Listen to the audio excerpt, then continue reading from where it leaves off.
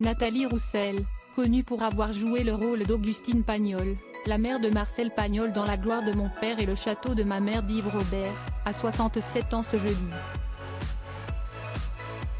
Elle a eu des enfants avec un homme dont la famille a été marquée par un assassinat tristement célèbre.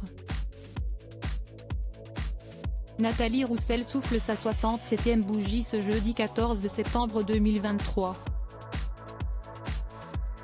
Elle est connue pour avoir joué le rôle d'Augustine Pagnol, la mère de Marcel Pagnol dans La gloire de mon père et Le château de ma mère d'Yves Robert. Elle a également joué dans Les Rois mages de Bernard Campan et Didier Bourdon, 2001, Comme des frères, 2012, ou encore Adopte un veuf, 2016. Côté télévision, elle a participé aux séries Candice Renoir, HéroCorp et Meurtre sur les îles du Frioul.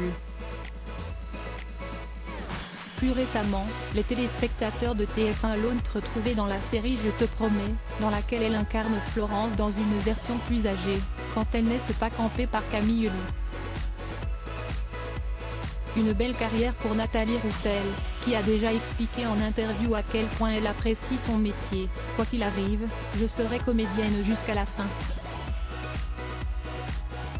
Côté amour, elle a eu 2 enfants, Marie et Jules, avec le regretté Daniel Toscan du Plantier, le célèbre producteur qui a financé plusieurs films de Maurice Pialat, dont Sous le soleil de Satan. Un homme également connu pour avoir été marié à Sophie Toscan du Plantier, assassiné le 23 décembre 1996 à quelques pas de sa résidence de vacances près de Hull en Irlande.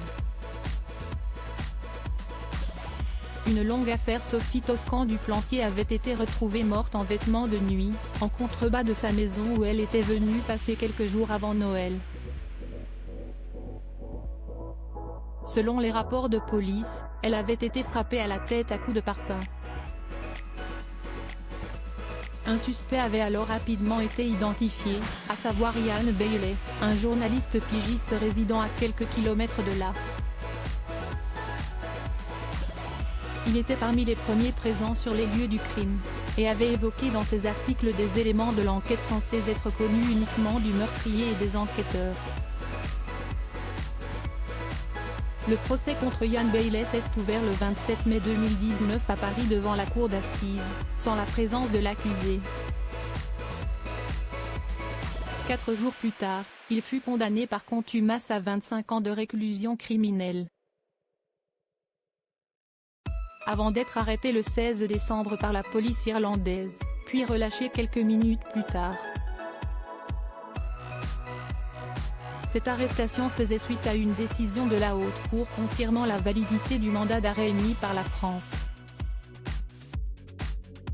Mais en 2020, à l'issue de la 3e tentative des autorités françaises visant à obtenir l'extradition de Ian Bailey, un juge de la Haute Cour d'Irlande a statué que celui-ci ne peut être extradé. Une 2e tentative avait échoué en juillet 2017 au motif que la requête constituait un abus de procédure. Note de la rédaction.